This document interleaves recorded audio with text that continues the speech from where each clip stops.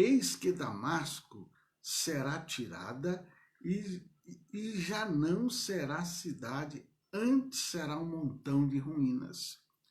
As cidades de Aroer serão, olha só, abandonadas. Hão de ser para os rebanhos que se deitarão sem que alguém os espante. A fortaleza de Efraim cessará, como também o reino de Damasco e o restante da Síria. Serão com a glória dos filhos de Israel, diz o Senhor dos Exércitos. Naquele dia será diminuída a glória de Jacó, e a gordura da sua casa ficará emagrecida, porque será como segador que colhe a cana do trigo e com o seu braço cega as espigas, será também como que colhe as repigas do vale de Refraim. Porém ainda ficarão nele alguns rabiscos, como no sacudir da oliveira, 2 ou 3 azeitonas na mais alta ponta dos ramos, e 4 ou 5 nos seus ramos mais frutíferos, diz o Senhor de Israel. Então, o que está se passando aqui, queridos? É uma profecia aqui que vinha contra o próprio povo de Deus. Fala da figueira aqui, que antes era frutos, e agora ia ter alguns lá em cima, lá, e assim. Então vamos ver aqui. Aqui é uma profecia contra Damasco, certo? Era contra a capital da Síria, Damasco. Era uma das cidades, queridos, mais antigas, certo?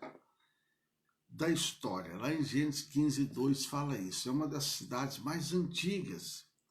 Era conhecida por ser uma importante rota de mercadores, mas iria aqui se transformar em ruínas, certo, amados? A Síria aqui, assim como Efraim, estaria sem a proteção de Deus. Eu já expliquei a você que quando o imperador da Assíria se levantou contra eles, eles queriam que Acasos se unisse a eles para fazer guerra, mas não foi assim, certo? Agora aqui do versículo 10 e 11, diz assim: porque te esquecesse do Deus da tua salvação, e não te lembraste da rocha da tua fortaleza, portanto plantarás formosas plantas e assentarás nelas ramos estranhos. E no dia em que as plantares, as farás crescer, e pela manhã farás a tua semente brotar. Agora aqui, ó, esquecesse do Deus da tua salvação. Então veja bem, aqui Isaías, agora esse capítulo aqui, esse momento, ele está profetizando, não era mais contra os inimigos de Deus. Ele estava profetizando agora o que iria acontecer contra o próprio povo de Deus. E aqui agora Isaías ele explica um motivo, porque eles haviam esquecido do Deus da salvação. Queridos, aqui Deus, o nosso Deus Todo-Poderoso, ele havia constituído a nação de Israel e deu a ela vários livramentos. Você conhece a história. Libertou eles do jugo de escravidão de 400 anos. Eles atravessaram o Mar Vermelho. E você conhece a história. Veio maná, veio coluna de nuvem, coluna de fogo e assim por diante. Os inimigos, Mar Vermelho, introduziu eles na terra que mana leite e mel. Só, queridos, que agora o povo de Israel, eles reagia com ingratidão e indiferença à obra de Deus. Você conhece alguém que está fazendo isso? Você conhece alguém que experimentou das bênçãos de Deus e hoje são ingratos? Pois é. Então, assim, a repreensão de Deus não era mais dirigida aos incrédulos, mas aos seus filhos. Olha só, aqui agora, Isaías estava profetizando um momento de justiça divina, agora não contra os incrédulos, mas contra aquelas pessoas que conheciam a Deus e havia agora virado as costas para Deus. Olha só a situação. Então, nós vemos aqui que eles insistiam em desprezar a Deus. Você conhece pessoas que insistem em desprezar a Deus? Pessoas que Deus curou sua alma, curou seu coração, sarou as suas feridas, abriu a porta do emprego, deu a elas a casa, o carro, o pão nosso de cada dia, e hoje elas insistem em desprezar a Deus. Você conhece alguém assim, queridos?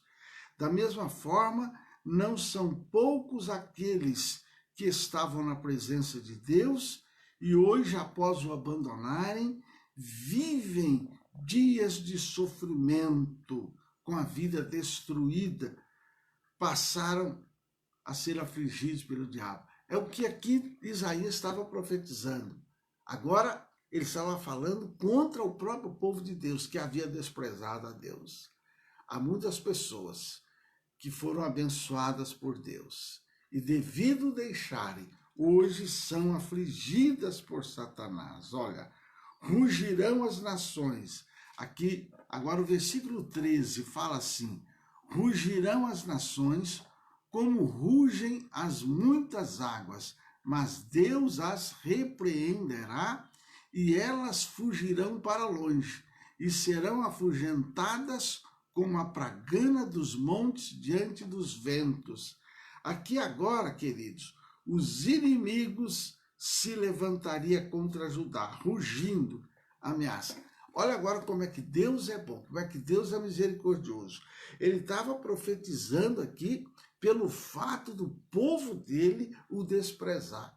Mas agora aqui, nesse mesmo capítulo, Isaías ele já começa a profetizar a salvação de Deus, o livramento de Deus. Ele já começa a profetizar que aquelas nações que estavam se levantando contra Israel para atormentá-los por causa dos próprios erros de Israel, agora Deus viria contra elas, elas iriam rugir, Deus iria afugentar. Então você vê como é que é a graça de Deus, como é que é o carinho de Deus, como é que é o amor de Deus.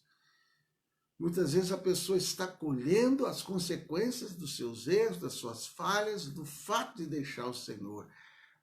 E ela colhe. Mas Deus promete, olha, você volta para mim, eu vou voltar para você, eu vou afugentar os inimigos. Eu não sei como é que está a sua vida diante de Deus, mas eu quero dizer para você, talvez você está sendo fustigado com vara, com isto ou aquilo.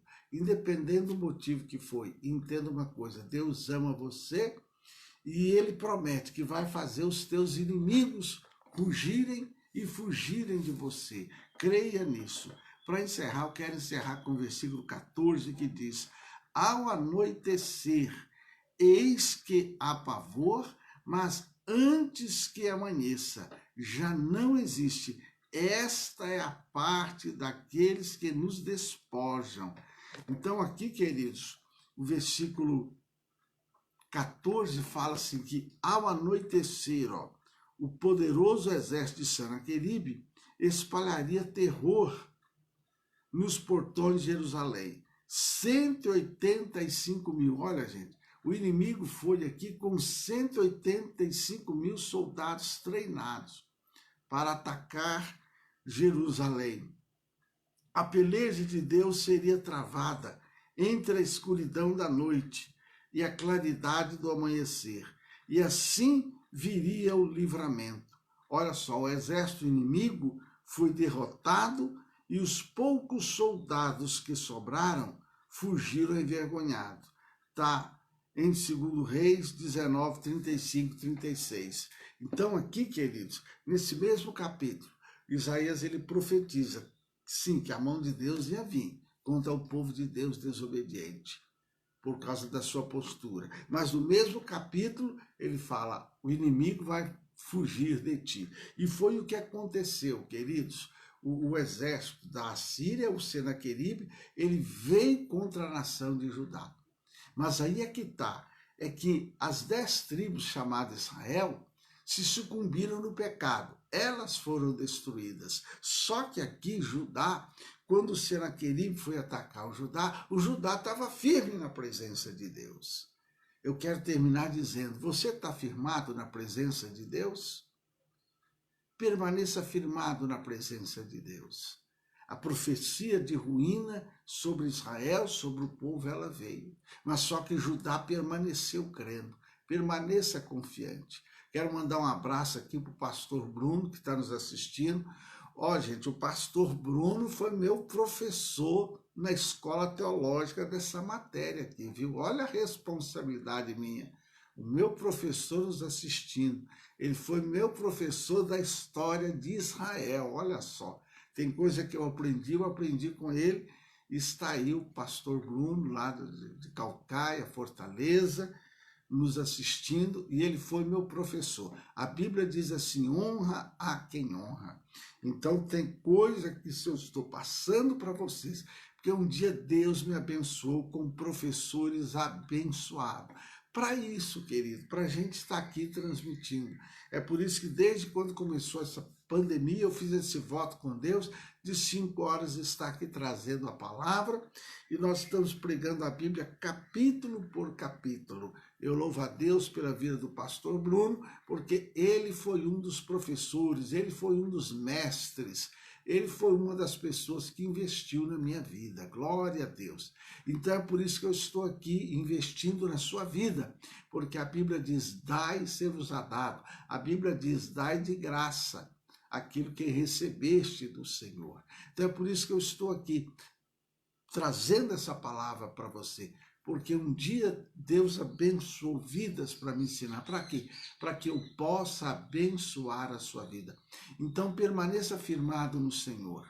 Independente dos ataques do inimigo, creia que Deus é o Senhor teu Deus, volte-se para Ele e creia que o inimigo vai afugentar de ti. Querido Deus e Pai, autor e consumador da nossa fé, eu te dou graças